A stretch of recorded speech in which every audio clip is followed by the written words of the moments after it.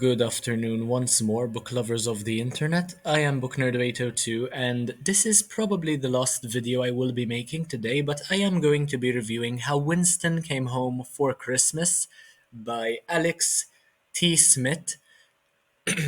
And coincidentally, something I would like to bring up within the first couple of seconds.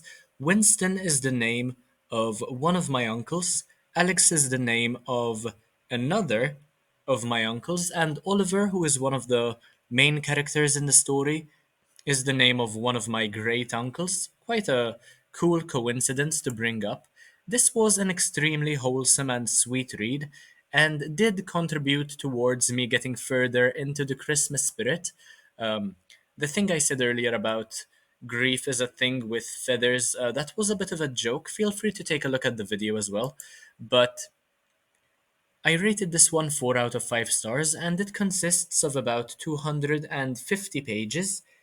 And about 2 years ago, if not three now, time is going by way too quickly. I finished reading How Winston Delivered Christmas, which is the first book in the series, and remember having a lovely time reading it too.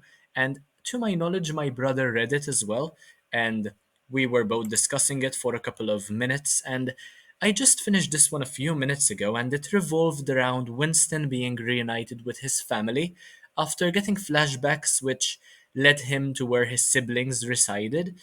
He basically traveled all around Europe before finding out that he's originally from the North Pole and ended up living with Oliver by chance after falling and bumping his head whilst he was trying to sneak away with a cookie to give to his mother.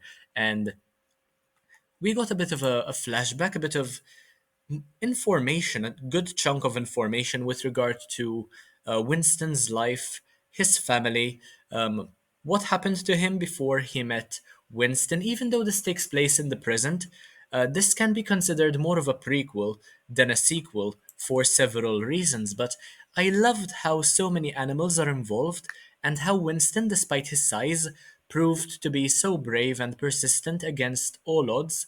And Alex T. Smith, the author, um, he mentioned that he wanted to write about characters which, although they might be small or not brave enough, despite their size, they are still courageous and they can stand up to anyone and leap over any obstacle, overcome anything basically. And it was a lovely thought to put into a book for children, especially. And I really enjoyed this one, as I mentioned. This one is split into 24 and a half chapters, much like a bit of an advent calendar, but a non chocolate advent calendar where the readers are encouraged to read one chapter every day until Christmas from the start of December. And I clearly did not follow that advice because I read this one in about 2 hours.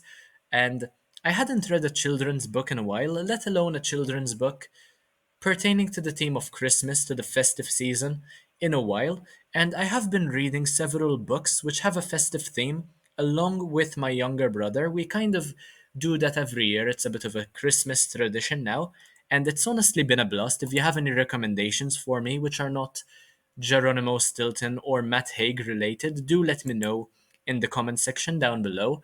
And this was, as I mentioned, a relatively quick read with lovely illustrations, as you can see from the cover alone. The illustrations are very pretty, and I don't quite understand. This is one thing which bothered me quite a lot about the story. I don't quite understand how Winston's mother saw her son with a fox and did not recognize Winston, or at the very least attempt to save him if she thought he was in danger. She just scurried away because she saw the fox and she thought her own life would be in danger. But I'm pretty sure that she saw the mouse as well. And yeah, that was the first time that we saw her and that we could piece together that she was looking for him as well. And that being said, it was a lovely adventure and I look forward to reading The Grumpus by the same author. My brother has that one forming part of his collection already. I look forward to reading it sooner rather than later. But that is all I had to say about how Winston came home for Christmas. If you enjoyed this video, make sure to leave a like, comment, share, subscribe. Take a look at the rest of my content because why not? It's absolutely amazing. And we are very close to 8,600 now. Thank you all so much for watching, and I'll see you in the next one, hopefully very, very soon. Bye, guys.